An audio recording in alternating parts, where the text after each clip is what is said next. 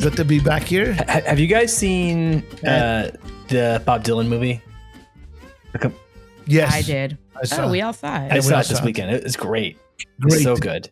Yeah. I thought the guy was like, I don't remember Dylan from those days, but from what we've heard Dylan over the years, he got it spot on. Yeah. Spot on. And he acted. He didn't break character. No, He was just a weird guy. I didn't listen to a lot of Dylan growing up, but I started listening to him more recently. And I tell you, he's got potential. He's with a little practice, he can make it. He's got potential. He might be something. He has a big closeness to Chabad, I would say. He was around now too. I mean, he pops up around. He pops up around Chabad's quite often, and you've met him. You've met him. Yeah. At a telethon, one of Chabad telethons. Wow. Yeah. I just happened to be outside the tent, and I saw him walk up with Harry Dean Stanton and a dog. No kidding. Yeah. And I said, "Hey, Mr. Dylan," and he said to me, "Shh, not so loud, not so loud." I said, "Oh, okay, Mr. Smith." And I got a smile out of him. So I made Dylan smile. There you go. I said, "Okay, Mr. Smith." And I showed him where to go. But his daughter's Orthodox. His daughter is religious. Well, there's a pretty famous picture of him at the Western Wall with tefillin on. Yeah. That was like his religious and that was moment for his son's bar mitzvah, right? Yes, I think so. But he also was a Christian for a while. Yeah, but he put out a gospel album. Yeah. Oh, really? No, but now he gave that up. Yeah. But he was a Christian. He in Christianity. He dabbled. He dabbled. Yeah. He's an interesting character who doesn't play by the rules. I mean, you see from the movie, doesn't play by the rules. It was just interesting because the songs, if you listen to his songs, it's really poetry. I mean, poetry with like a tune to it. Yeah. And remember, did we talk about this with the Ed Bradley interview? He was on 60 Minutes, and Ed Bradley asked him, "Bob, you wrote these songs years ago. Can you do it again?" And he said, "No. Really? I cannot do it again." He said, "Why?" He says, "Well, that was a moment that I was inspired." And then he quoted some of the lyrics. Wow. He said, "Where does that even come from? I didn't even know where that comes from. Wow. I just sat there." He says, I can't do this again." Wow. And then I saw one other interview, which was interesting, is they asked him, "Are you in awe of anybody?" And he said, "Yeah, there's one person. Take a guess who you think, who he's in awe of." I was a little surprised. Someone he's in awe of? Yeah. He said, "This is the one guy I'm in awe of." Like, when I say awe, like kind of like I'm jealous, like. So is it, all right, so is it a musician? Yes, it's a musician. Elvis. No. Close. Really? Close. Is it George Harrison? Very, very hot. Very hot. John Lennon. Very, very hot. Very hot. McCartney. Yeah. Oh, Paul. Yeah. Really? Paul McCartney? He said Paul McCartney, he's in awe of. He said he doesn't know how, but he just sits there and just, whatever he says, even when he speaks, you can put it to music. Wow. And he says he just has that talent that it's effortless. Right, he said it's literally effortless when he just sits down and he just does, So that was, I thought that was, I didn't think he would be that impressed with their music with the Beatles, but. Well, maybe we could get him on the podcast. Oh, he's big. He goes to every podcast he's invited to, Dylan. I know. He does. Could you imagine if one podcast he would do is education? That would be. I mean, I'm going to email him. People would go like, "Okay, you know what? He's strange," and this just shows how strange he is. Of all the things he's done, this is the strangest. We should try. Let's see. We should hunt him. We don't ask. We don't. No. The thing is, you could probably hunt him down. If you really, really wanted to, you could probably hunt him down, find out where he's performing, and then just stalk him. But he's not going to sit down for an hour with you. But you could probably get 3 seconds of him. I don't know. Hey, Mr. Dylan, can you do something for our podcast? I would ask him I have a lot of questions for him, but we'll see. I'll get Gabby on it, our producer, for asking. There you go. I'd rather get McCartney. Yeah, Paul McCartney. Yeah, I'd love to get I would love. Yeah, really. I think he's like more of a normal person, and he would be more open. Yeah. Than Dylan. Dylan is going to be. Yeah, first of all, it's hard to understand him well. you know. And McCartney, I think, would be more open. And look at the life that he led. I mean, it's crazy. Do you think he's a Zionist? That's all I want to know. McCartney? Yeah. He was married to this Jewish woman. So he was not an anti-Zionist. Certainly not an anti-Zionist. He kind of has always been sort of apolitical. I feel like. I don't think he's never really out front about. Were the Beatles political? Really? I mean, was John Lennon a little? Well, bit? John Lennon was later. Yeah, later with the sleep in and all of that. But the Beatles themselves, I mean, Revolution. Yeah. They had that song. Yeah. I mean, I'm not an expert on the Beatles, but I don't think they were really gone into the politics of the 60s. Yeah. Yeah. They it's a good question. Yeah, Lennon definitely was later, but I don't remember Paul McCartney really talking much about politics. Yeah. Which, you know what? Like, good. Why? Yeah. You know? Right. I mean, what is he going to benefit from? I mean, it's true. Yeah. He's not pushed. Some are pushed. You could tell that the mamzer, what's his name from Pink Floyd? Roger Waters. Roger Waters is driven. God. Yeah. He's driven. This is how he was born. This is what his parents were like. He's driven by politics. Lennon and McCartney were songwriters. I mean, she loves you. Yeah. I mean, you know. Did you see the? This is totally off topic, but did you see the Regina Spektor? Do you know who Regina Spektor is? Yes. So she's a singer.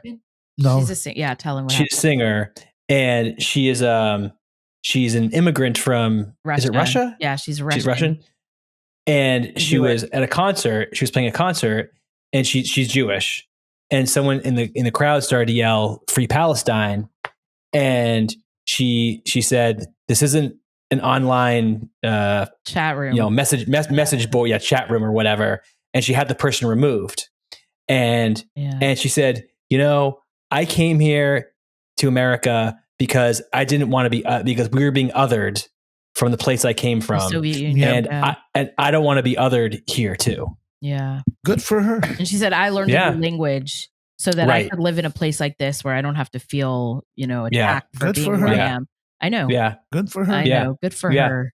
And I actually do like her music. She has a very, very unique voice. Really? I don't think I know it. I meant to listen today after I saw that story. Now she's gonna be my favorite artist. Did you ever did you ever watch the show Orange is the New Black? Yeah. She's a theme song. She sings a theme song. Oh, okay. Yeah. I just saw a little bit of there's a documentary on HBO about Billy Joel. Oh, I know. So I know it's about a 4-hour thing, 2 hours. I didn't see the whole thing. But I just happened to hit the part where I did not know that his father was a Holocaust survivor. Really? Yeah. Is he Jewish? He's Jewish. Oh, he's Billy Jewish. Joel is Jewish. Billy Joel is Jewish. Oh, I did not know that. Yes, he's Jewish. What's his mother and his father both are Joel Jewish. His birth name? Oh. And his name is Joel.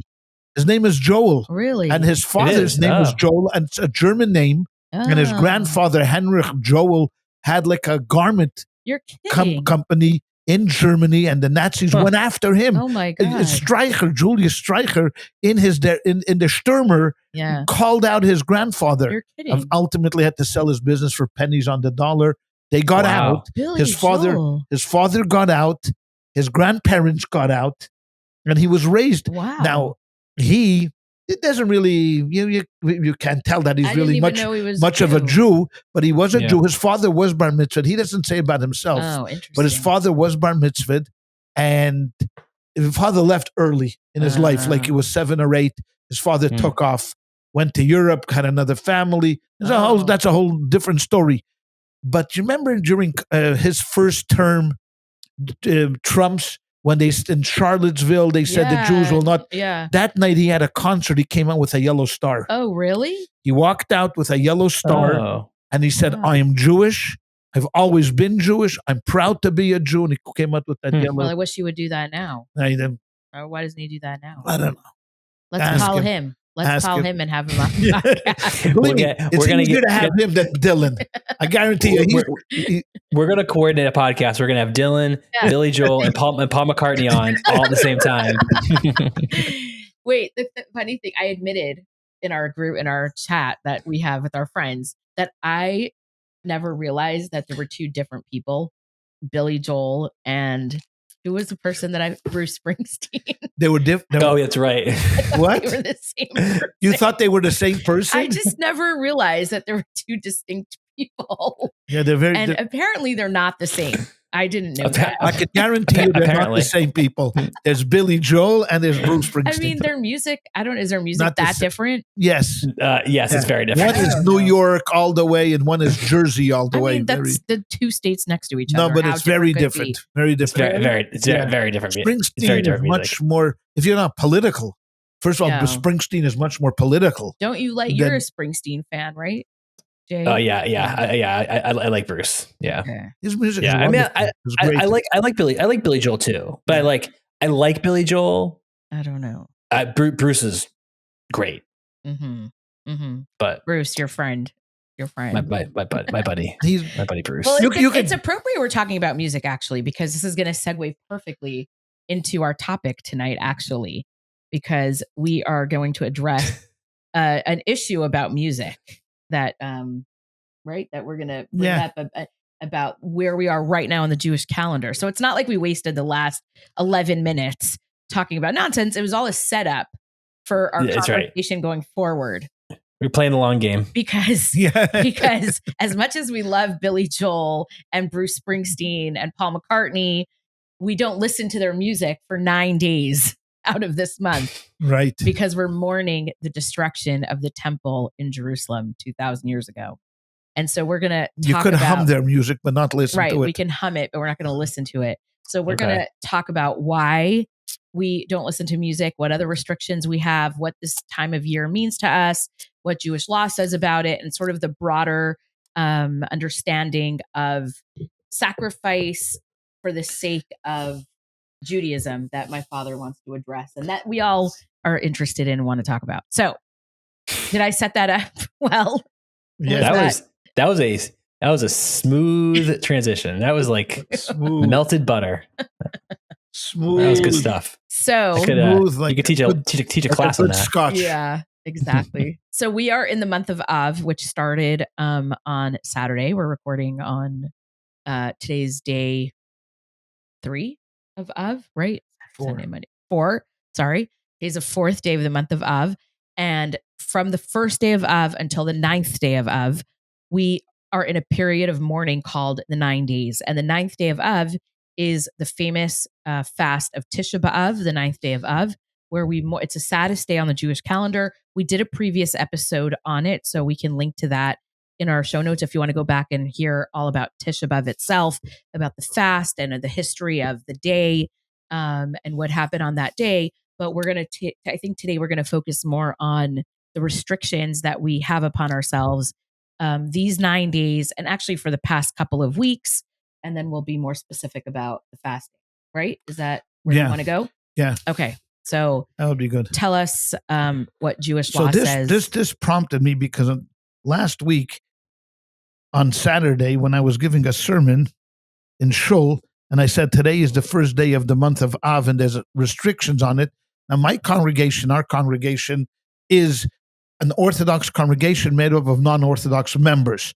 I mean, they love Chabad, they love the Shul, we have a family atmosphere, so they come, but they're not particularly observant. And so I thought it would be a good idea maybe to just brush them up on the rules and regulations of what the Code of Jewish Law says about the 9 days before Tisha B'Av. We didn't get into the laws of Tisha B'Av. I told them I'll tell them that next week on Saturday before Tisha B'Av is on Sunday. And I began to express and to say some of the rules. And they looked at me like, Rabbi, are you kidding us? I mean, I've said this before. I mean, it's not the first time I've done this, but this time I was concentrating on their reaction. And they're like, yeah, sure. Yo, come on. You're lying. I mean, you're just making this up, Rabbi. And I said, no, I'm not making this up. This is in the Code of Jewish Law.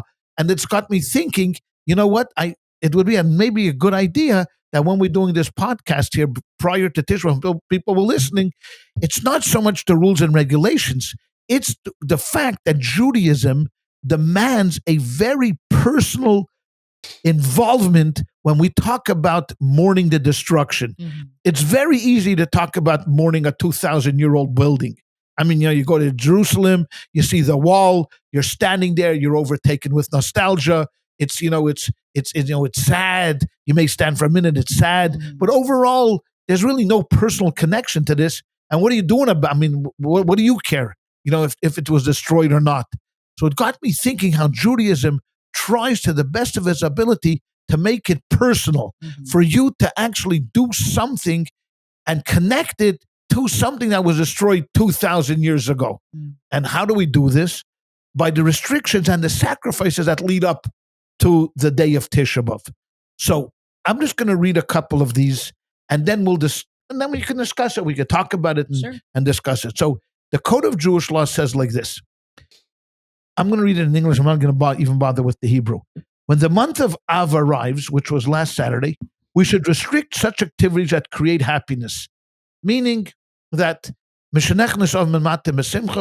Av comes in, we decrease anything that's going to bring us joy.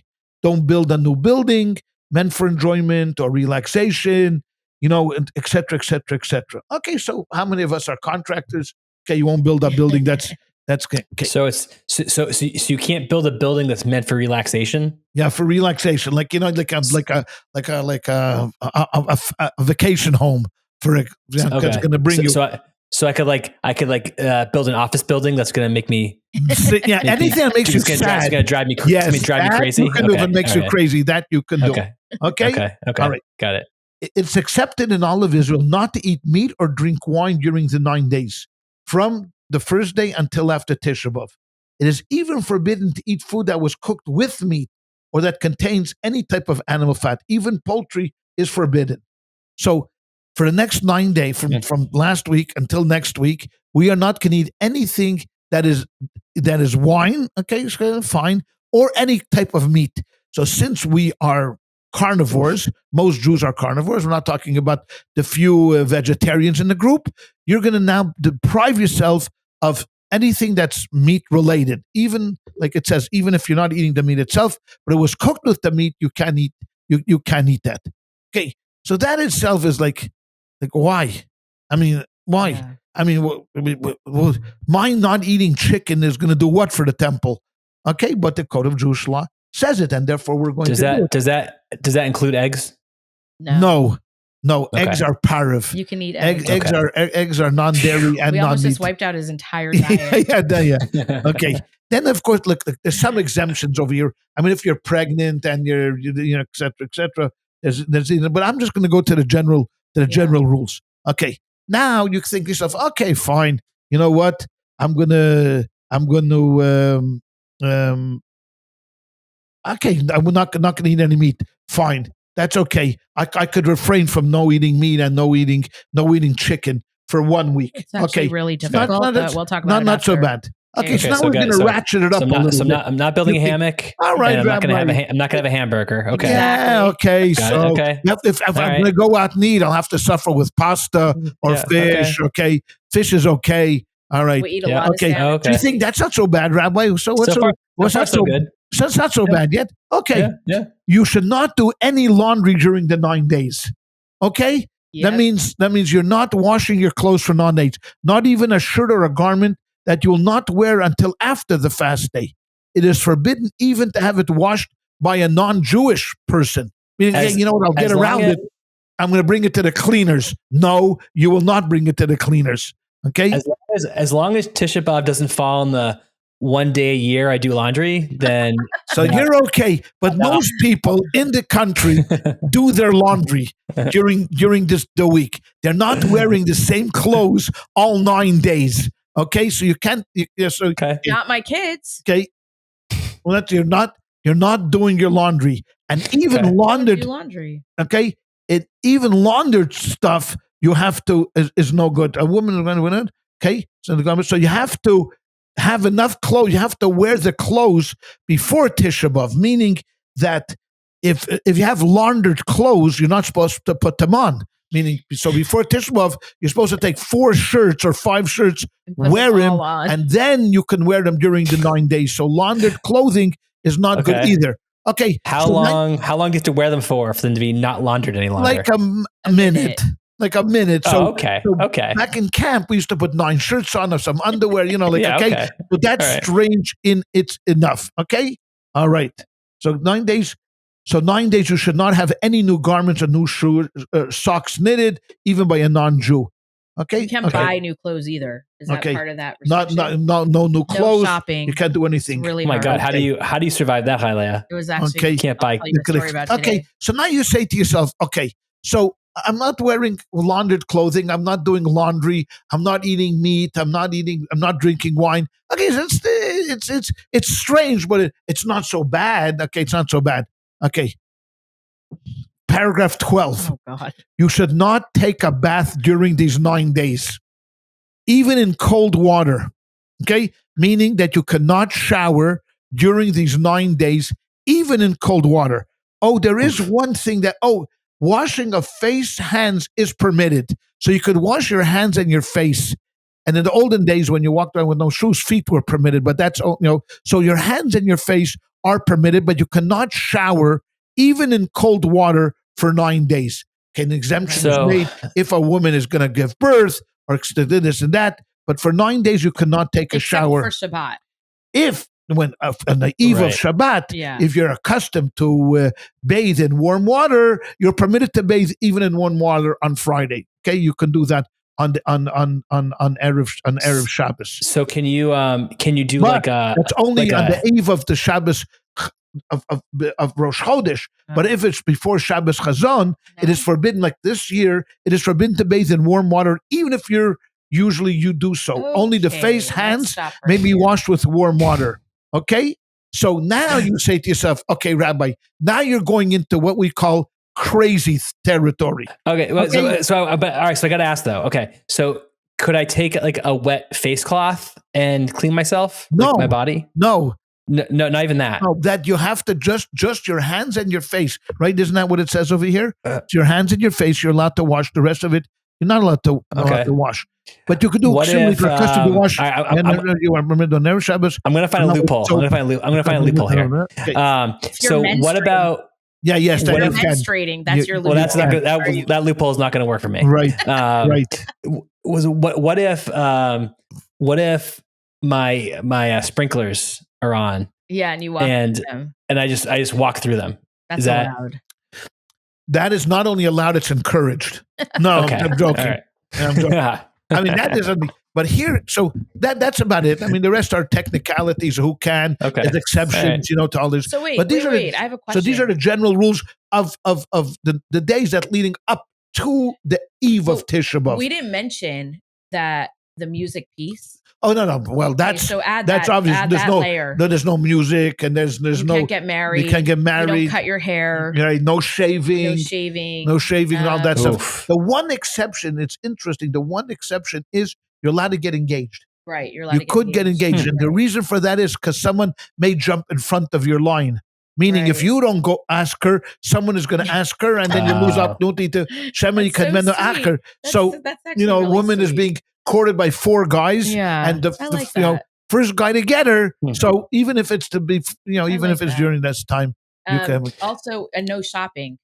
Did we say that? Oh, we said no shopping, no new clothes. Right, no haircuts and no music. Right, so no. But that's been the no haircuts and no music has been already done for 2 weeks. We're just ratcheting it up a little bit. Now, one of the big things about the 9 days that I want to address here, and then we'll talk about more of the theoretical part of it.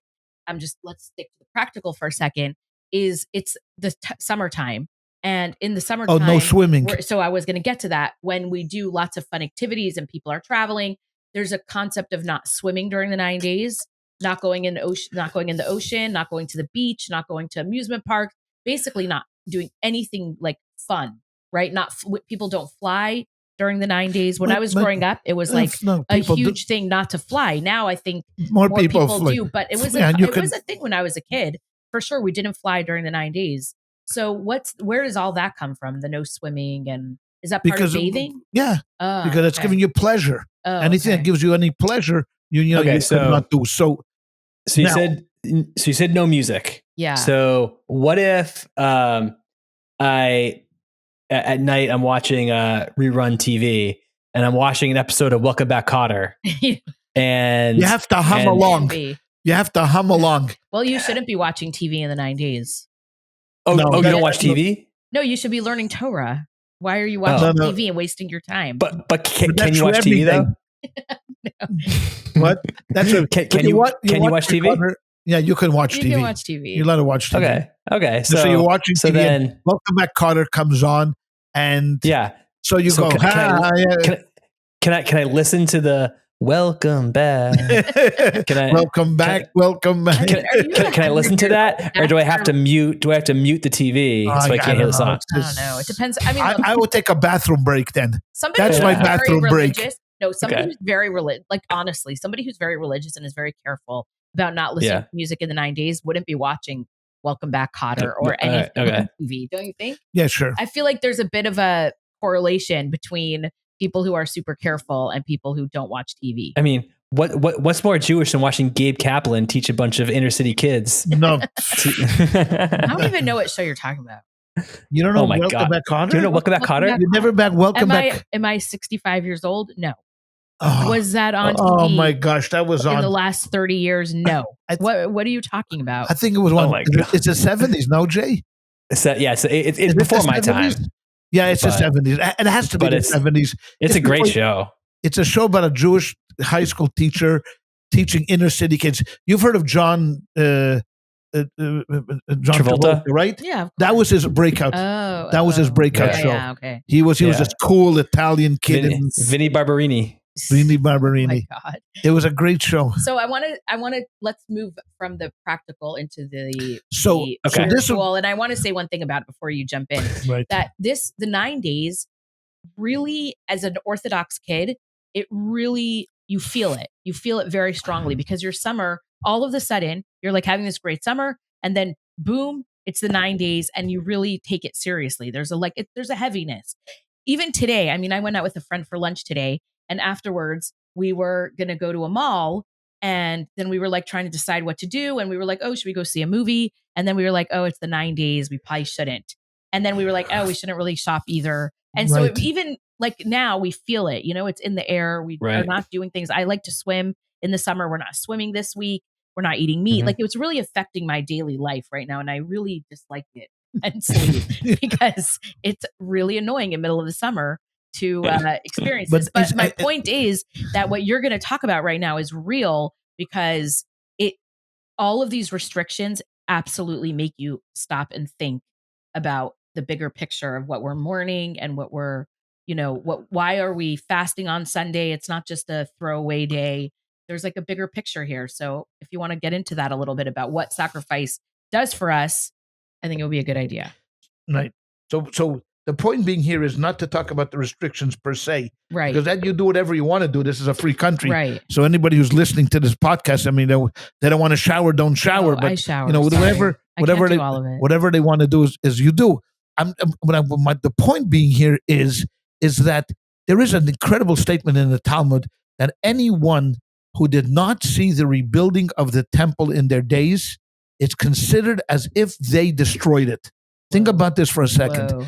Anyone who did not see the rebuilding of the third temple, meaning that Mashiach has not come, has seen it, considered as if they destroyed it. Now, the Talmud doesn't throw out lines. I mean, it's not like a throwaway line. Yeah. Oh, we need to fill the page. Come up quickly with a tagline. I got a good tagline. There is meaning to this. Right. What is this meaning? What does that mean?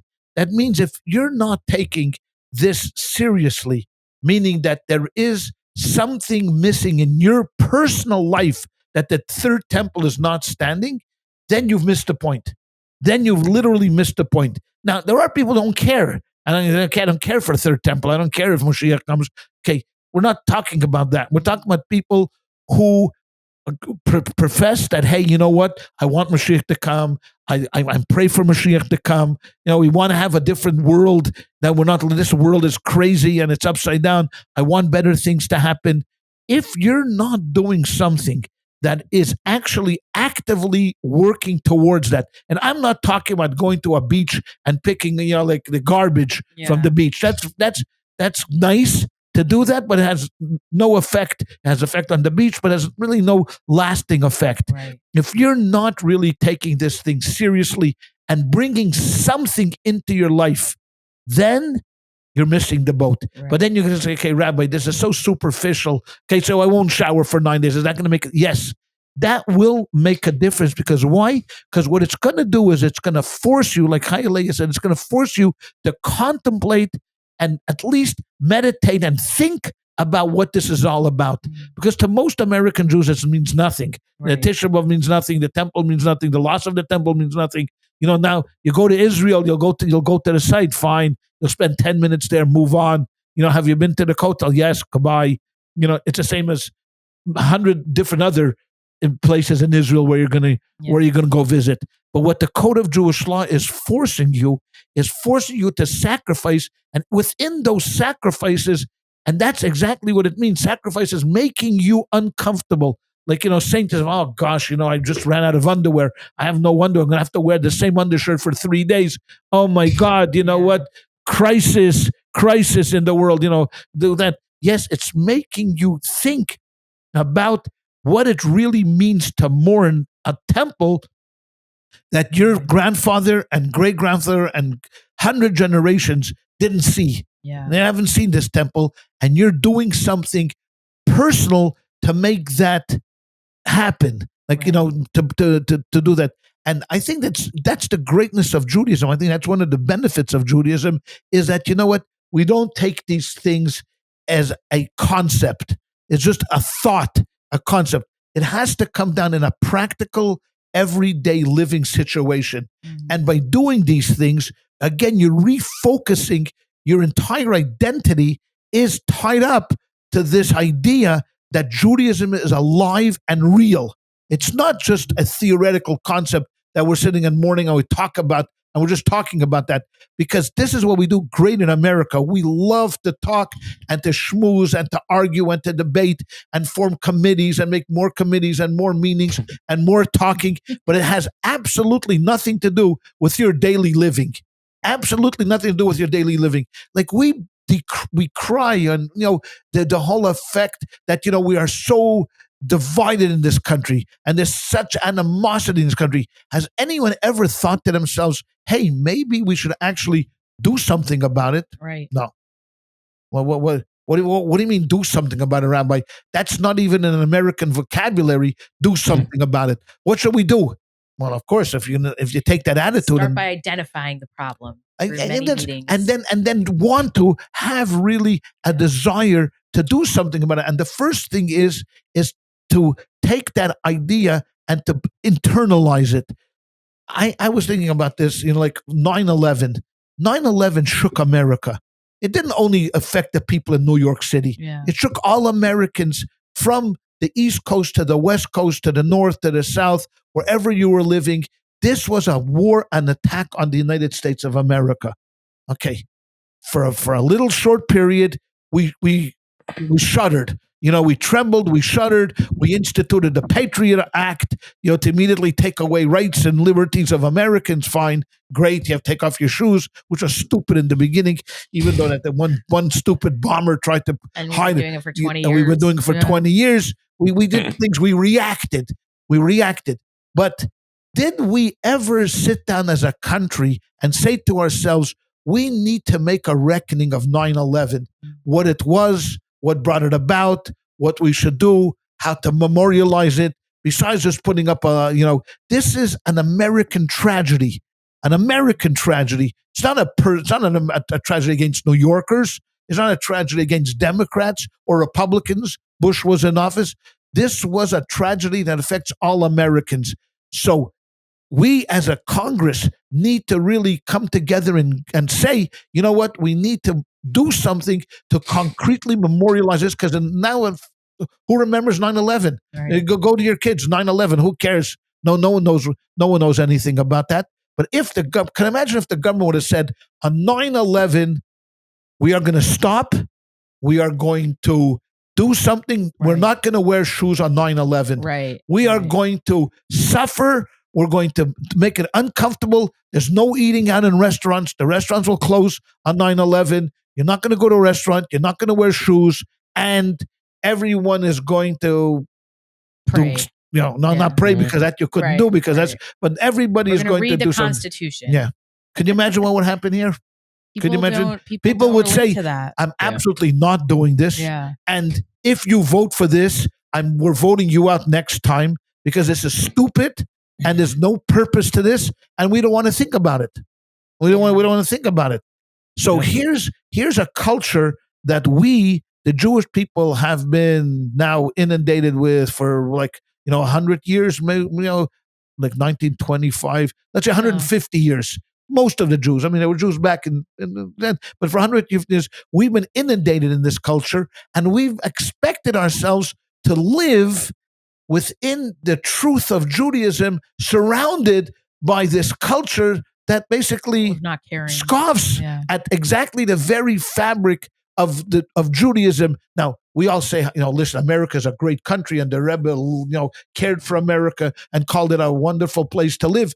Yeah, only because it doesn't care. It's apathetic. Yeah. It's totally apathetic because no one really cares about anything in this country anymore. And that, to me, really was driven home by these rules, because Judaism demands sacrifice. If you're going to do something, you're going to have to sacrifice for it. Yeah. If you really feel about the temple, yes, you're going to stop drinking wine, no meat, no showering, no laundry. Why? And you're going to sit down and think, why am I doing this? Right. Why?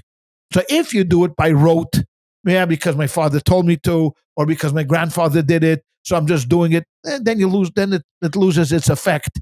But if you just took my question away from me, okay, go on. But if it's really something that you seriously think about and say, why am I doing this? I'm not only doing this because I live in Crown Heights and I'm not going to shave and everybody's going to laugh at me or going to ostracize me, but I'm doing this because I feel a certain connection to the temple, and I'm really, really, really, despondent and sad that we have not seen yet the coming of Mashiach. And that's something that in America is so foreign that we don't care, and we see it in our culture. The types of heroes that we look up to, the types of politicians that we elect, and the type of just entertainment and everything leisure that we do. And this is and I just wanted to point that out. No, the that's difference. a really important. Yeah. So it's interesting that the Catholics have Lent. Right. Yes. Right. Yes. And what's interesting about have Ramadan. Yeah. So I didn't want to leave it that no one ever sacrifices in America. Yeah. But it's just. But what's interesting about Lent is that they actually choose in theory. You would choose something that's painful for you to give up. Good. Which is interesting because it's less prescriptive than Judaism is. Because in theory, I'm sure very few people fit into this category, but in theory, you could have a vegetarian that doesn't do laundry, right? That doesn't, that has horrible hygiene habits, and yada yada. They were called hippies. And this is like people. And they say, "Oh, Tisha B'Av, this is like my life. Just everyone's doing it now. This is wonderful, right?" Well, that was going to be my question: is like what? So the Code of Jewish Law lays out for us exactly what we're not supposed to do.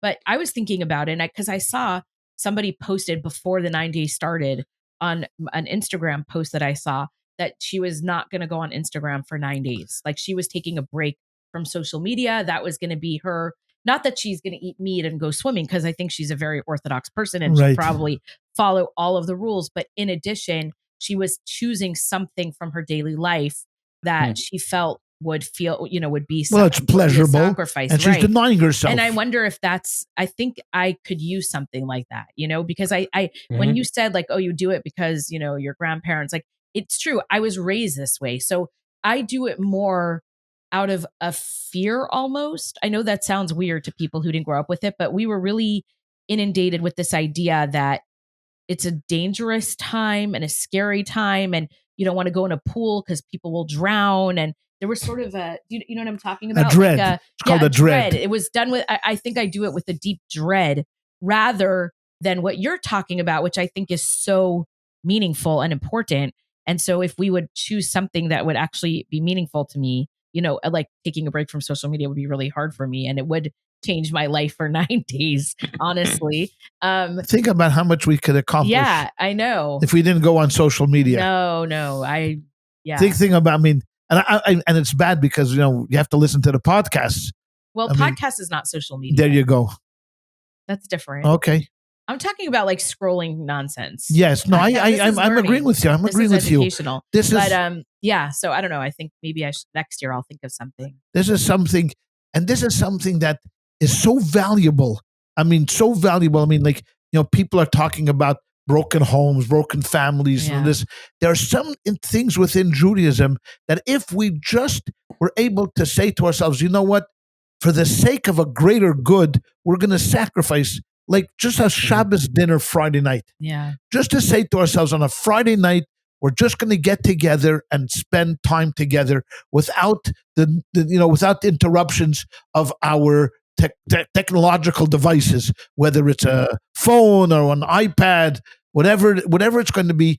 Just sit together for a Shabbos meal. Yeah. I know people have tried, Shabbos across America, getting together, but things. Yeah. It would be so helpful for we decry this idea. So much mental health issues here in this country. Everybody's running to therapists. Kids 8 years old, 7 years old, 6 years old have their therapists, and angst and anxiety. What are we looking for? We're looking for medication, and that's what we've been doing. You medicate yourself or medicate the kid, and fine, and have a good day. Maybe we look for other solutions. Maybe we look for solutions, within the family structure. What has been going on? What went wrong? This has nothing to do with religion. Don't be done. I'm not asking you to believe in God. I'm not asking you to follow a certain dictate. I'm not asking you to do any rituals. Just come together on a Friday night. Don't call it Shabbat. Call it whatever it is. But Friday nights is usually an easy time because you're not, and try to concentrate on what's important to you instead of what's convenient for you. Oh, so no, hard. Rabbi, it's so hard. No one's going to do it. Our kids will. It is hard. So then they don't come back and say, we were facing these crisis. Yeah. We're facing a crisis in suicide. If we're not even willing to discuss some options of remedy outside of what we're talking about, okay, you know what, medicate them, put them in a home, do this, do that, okay. God forbid, do that. Then what? What's the purpose of all of this? ChayaLeah and I just recorded an episode. I don't know if it'll come out before or after this one, but she was saying how people comment about how I read a lot, and it's tremendous. But it makes me laugh because it's not that hard if you just set your mind to it. And if you look at your phone, right, there's like that time thing on your phone. You can look at how much time you spend on the apps, right?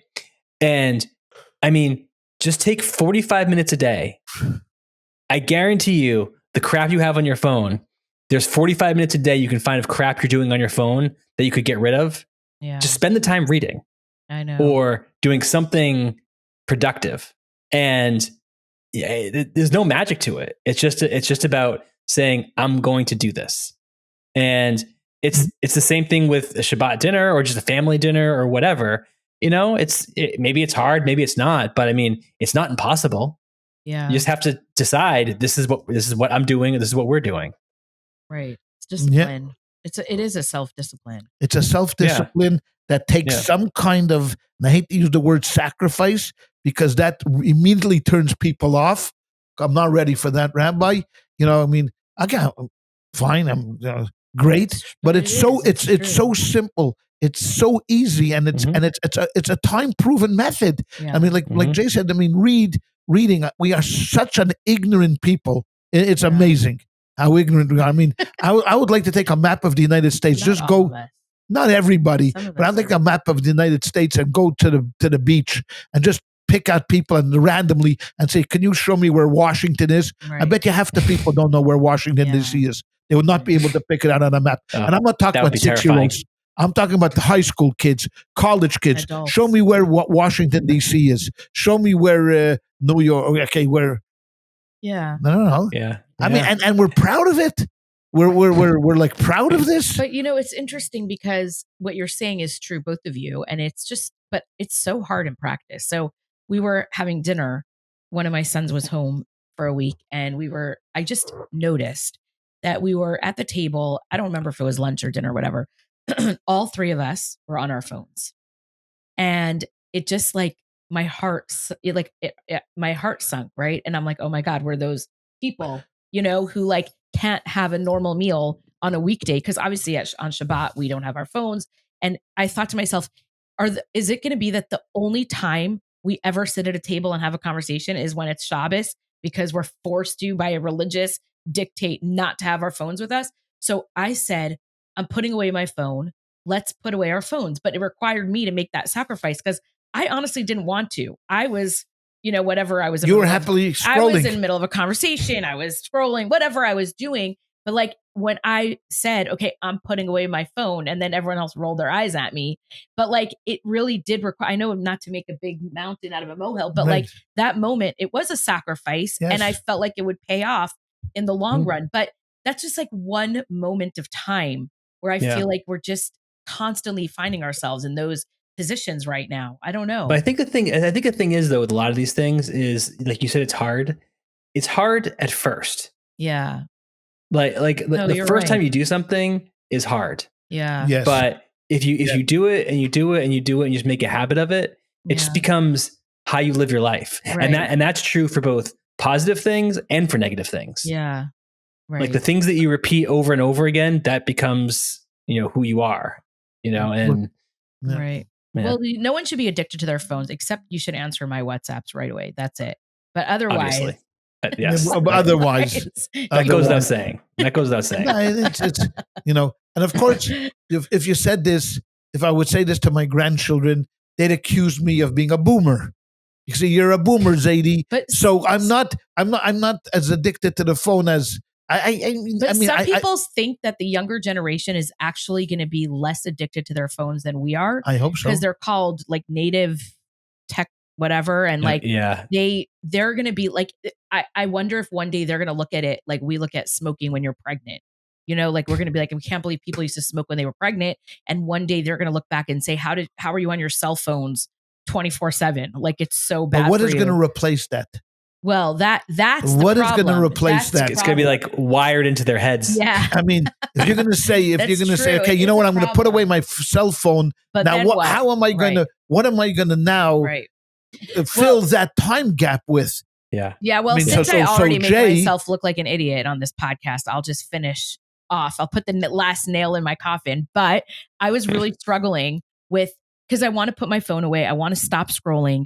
But realistically, I'm not going to put my phone away and then start doing something productive. I needed something that was relaxing to replace the phone with, right? So I realized that I needed something to do with my hands. So I started doing puzzles, and it really helps me because I'm not on my phone. I'm relaxing. I'm enjoying it. I'm talking to people who are around. Like if Baruch is sitting there or any of the kids are sitting there, we're talking. And it really, that was something that I found that I was able to do instead of just scrolling endlessly on Twitter. Like it really made a big difference for me. So people have to find those things. I mean, and you can, I'm not the expert on technology. I'm not the expert in websites. I hardly know how to do anything on it. He does nothing. But there are places to go. Even if you're going to say, you know what, I'm going to be on the computer. Yeah. But you can spend TikTok time and watching people dance with their cats, which makes you very smart and really, really, really elevates your life and makes your life better when people are dancing with their cats. Or go to some places where they can actually challenge you. Right. And there are websites especially for seniors like myself that they encourage, go to these sites because they'll challenge you, and that's going to keep your brain going. You won't have to sit in an old age sipping through a straw that someone is feeding you. Oh my God. That's reality. Do you even look at social media on your phone? Do you have social media? Who? You. What do you mean? Yeah. What do you have?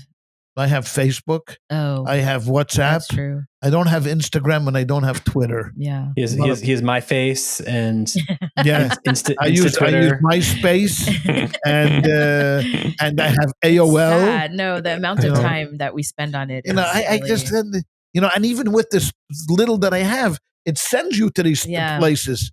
Like everybody keeps sending you like this clip from Twitter. This guy said something, okay, fine. Funny clips. Yeah. We in our days was television watching. Mm-hmm. People that cried, what's going to happen? People are going to addicted to TV. They're going to watch. And it was true. It was true. You came home at night. The first thing you did was clicked on the television and then went to bed at 11 o'clock. And next thing you know, you spent 5 hours watching the dumbest shows like Welcome Back, Kotter and other shows, which had, okay, fine. Gilligan's Island, Hogan's Heroes, all the, shows. So, and we said, this generation is going to use it. We never thought in ourselves that you'll actually be able to take the TV with you. Yeah. See, there you had to actually go home to put on the television. But like, no one ever thought, you know what, I'm just going to have that TV in my pocket. But Jay, you have a daughter who's a teenager. Like, how is her relationship with social media? Oh, she doesn't have it. How do you manage that? Just she doesn't even get her a phone. You just don't let her have it. We actually got her a phone now a few months ago. But no, she has no social media.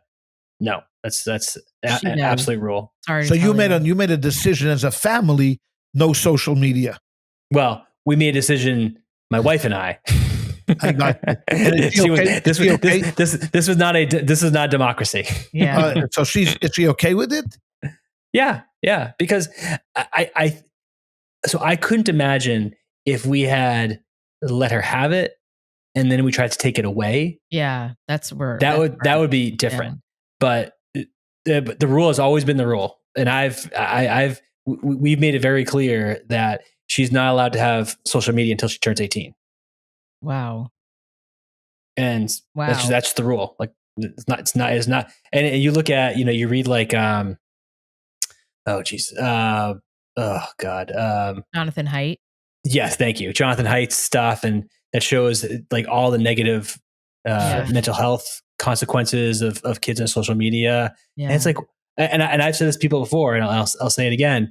I would rather her smoke than have social media. Yeah. Because I guarantee the so true. The health consequences of smoking are preferable to the health consequences of being on social media. Wow, that's a really interesting point. Actually, it's really. I know. You see, to me, when you said that, it's shocking. Yeah. Because I was a smoker. I'm an ex-smoker, and it was like the worst horrible habit that you can have. I mean, you literally stank, and it's expensive, and it's terrible for your health. So it's got no redeeming values, except it's so pleasurable. I know. It is so pleasurable, to smoke. Mm-hmm. But there comes a point in time when you have to give up. So when you said that, to me personally, it was like, wow, that's like shocking. But it's true. But it's probably, if you think about it, especially for teenagers, I think. I'm not making the argument for smoking, but let's just playing devil's advocate. Like, if a teenager starts smoking, what, they're going to get cancer in like 40 years? Right. If they have a social media account, I mean, they could drive them to mental health issues in weeks. Yeah. So I mean, it's like, and I'm totally serious. I would rather her start smoking than have social media accounts. Point. Yeah. I honestly, I don't even think it's really a very debatable argument. It's just what Jay is basically saying is that you've had a choice to give your kid a cell phone or have him walk in with a hand grenade. You'd rather have the kid walk into the house with a hand grenade, because chances are they won't pull the pin. But if they pull the pin, okay, fine. But it's less likely to pull the pin. So if here's a hand grenade, hang on to it. You may need it one day. Yeah. And social media is certain death. Yeah. I mean, when I say death, not physical death, right. But it could lead to that too. And it could. Well, I mean, there's like smoking. There's no upside to social media. I've come to the belief now there is no redeeming quality to social media at all. Aside from funny memes. I mean, so it's similar to smoking in that regard. Yeah. But at least smoking has the benefit of you won't feel the serious consequences of it for years. Yeah, that's true. Yeah. Well, the things and social media, you could there's two parts to it. Number one is the waste of time. I mean, just literally frying our brains with these little stupid clips that make no sense and are just stupid. Mm-hmm. The other part is the dangerous part is that interaction that kids have. But that's something that's not our generation. Mm-hmm. Like, I don't think the senior citizens are what did we say before? Doxing or they're catfishing or you're using you're using them correctly. He just asked me what these words mean. I don't think it's our generation is that, but kids are doing that to each other, right? I had a conversation. I mean, my boys would be really upset if they heard me say this story, but they don't listen, so I know they don't listen. There were a few of the same stories lately in that I've seen in the media about boys, young adult boys and teenage boys who got caught up in catfishing thing where, they started talking to someone online who they thought was a girl and they ended up exchanging, private pictures and they end up getting, what's the word? Blackmailed by whoever was catfishing them. And they say, if you don't give us $10,000, we're going to release these pictures and tell your parents. And it's led to several suicides of young men who don't want their parents to know. And so when I saw that story, I thought to myself, I better have a conversation with my boys and say, God forbid. I mean, I know that my kids are innocent and would never do anything like that and would never talk to strangers online. But I said, just know that if, God forbid, you find yourself in that situation, you can talk to us. Just tell us what's going on. We'll take care of it. You don't need to be embarrassed. It's normal. It's happening, because I don't ever want them to feel that, God forbid, they get into a situation that they can't come and talk to us, because it's literally causing teenagers to end their lives. And so even if you think that your children don't have social media, or maybe for people listening, some of your grandchildren, like, it's good to have these conversations and be open with them so that they know that if, God forbid, they get into a situation that seems scary, there's no problem. Come and talk to us. We'll take care of it. We'll go to the police. We'll pay the money, whatever it is. Just don't end your life over it, And so it's what we're giving our kids. I mean, we're literally handing them. I know we're handing them guns and hand grenades. Yeah, hand grenades. Exactly. We're giving them hand grenades and expecting them to be okay. I know, but I don't know how to. Yeah. I don't know what else to do, really. It's look at the biggest companies in the world. Yeah. The biggest companies in the world. Yeah. Our social media companies. Yeah. Yeah. And I really believe at some point they will be seen as, the Philip Morrises and, and just the Marlboros and, those, I hope so.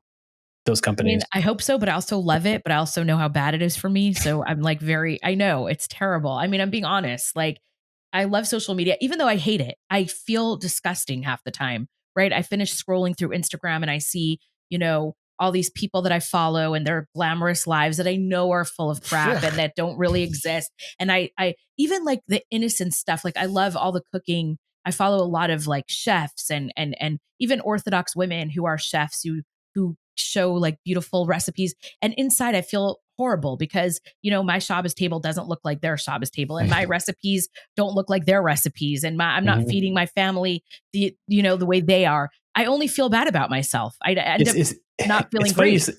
It's funny you say that. What I think it was actually Nick Gillespie had Alton Brown on his podcast. That was a good episode. I love that episode. Yeah. And it was interesting because one of the points that Alton Brown... Yeah. Yes. Alive? Yeah. He just wrote a book. Yeah. And so one of the points that Alton Brown brought up, and this is really very much tantamount to what you just said, ChayaLeah, is he talks about how Martha Stewart that was the best part of the whole episode. Was so bad for society. Yep. And he says because before Martha Stewart, you would just have people over. People would get together. It wouldn't be a big deal. You'd throw some food on a plate, have some beers and whatever, and you're done. Right. Now with Martha Stewart, there's some nonsense standard people feel like they have to live up to. Yeah. So now you can't just have people over and throw food on a plate and give them beers, you have to have the right napkins and the right candles and all this nonsense. And so he talks about how the effect of Martha Stewart has been so negative. And I think that's totally true for social media. 100%. And I think that we have it to a very high degree in the Orthodox world. It used to be, I mean, if I think about my friends and even myself, I host all the holidays, right? We have tons of guests. I have a big family, thank God. We have a lot of friends. I cook a ton. It's a tremendous amount of work, right? And yet I feel like a failure because my Rosh Hashanah table didn't look like the influencers' Rosh Hashanah tables, which had, name cards and place cards with apples. And they drilled out the center of the honeycomb and everyone got like a string light honeycomb center, whatever. Like, and you just think, why would you care? Well, because that's what social media makes you think. Well, why? Everybody's doing. No, but no one's doing that. I know, but you know that. But why would you even think about that? You feel bad because I made a plain salad with lettuce, tomato, and cucumber. But on social media, the salads they're making now have to include, the 7 species of Israel for Rosh Hashanah. You can't just make a regular salad. It has to have pomegranate and date and fig, and it has to include, all natural ingredients. And you should have local mustard and blah blah. And you know what? Your great Zadie on the shtetl. She would look at what you're doing and say, "Oh, look at ChayaLeah. She's all hoity-toity." Yeah. She has a salad. Why? That's crazy. The real issue is the real issue that we're experiencing. But I can't. So, okay, I think to end off, I'm going to say this. I think that, unless you guys want to say something else, but no. I want to say that maybe for next year, I am going to commit to doing some kind of like rest from social media in honor of the 9 days. And I'll encourage other people to do it. What do you mean, during the 9 days or during the 9 days? During the 9 days to take a break from, I'm not going to do it next year because I have a lot of things to do this week, but that I need social media for. Yeah. But next year. She has to know what people are serving after the fast. Exactly. But for next year, I will, please God, bli neder, I will do something for a social media fast in honor of the 9 days. We'll hold you to it. Good. And so it was funny actually. I was thinking about this that when you brought up the music thing, I'm not joking about this. I was actually going to play something because I found this this Beach Boys. I think it was God Only Knows, and it's a cappella. And it's just them. It's just them harmonizing. Yeah, that's okay. That was to listen to. That's okay. Unbelievable. It's incredible. Really? It's unbelievable. So I was going to play it at the beginning of the episode. So I'm glad I didn't because no, but a cappella we do. You're okay with a cappella. In fact, there's a whole thing of a cappella music for the 9 days that is torturous. Jewish a cappella music. Yes. Yeah, because it's no music. There's no music, so you can listen to it. It's just people singing. Oh, but you can do a cappella. Oh, interesting. Yeah. Okay. Yeah, so okay. Add it to the beginning of the episode if you want. Okay. We'll do that. Anyway, this is interesting. Yeah, it was an interesting conversation. Feel free to message us if you have any thoughts and ideas that you want to share and questions that you have for us. You can email us or write on our Substack or text me or whatever it is that any way you want to or score us. Is it 1 star or 5? It's 5 stars, right? 5 stars. Yes, please rate us 5-star on Apple Podcast and Spotify. Yes, or five menorahs or 5. Yeah, exactly. Everyone should have an easy fast if you're fasting for Tisha B'Av, and I pray hopefully maybe that Mashiach will come so that we don't have to fast. Even if you're not fasting the whole day, maybe just part of the day, try. Yeah. Oh, actually, before we go, that was actually one last question I was going to ask. Is this a 24-hour fast for Tisha B'Av? Okay. Starts in the evening. Saturday night and then to Sunday night. And we're thinking of going live that day. So we'll put out some more information to do some more Tisha B'Av education and maybe read through parts of the Book of Lamentations, and we'll let you know. Yeah, we'll let you know. Yeah, we'll let you know. And is this a water fast also? Yeah. Yes. Yeah. No. It's like Yom Kippur. It's like Yom Kippur. Yeah. Okay. Just like Yom Kippur. Okay. Yep. All right. Damn. Enjoy. All right. Bye, everybody. Thank you. Bye.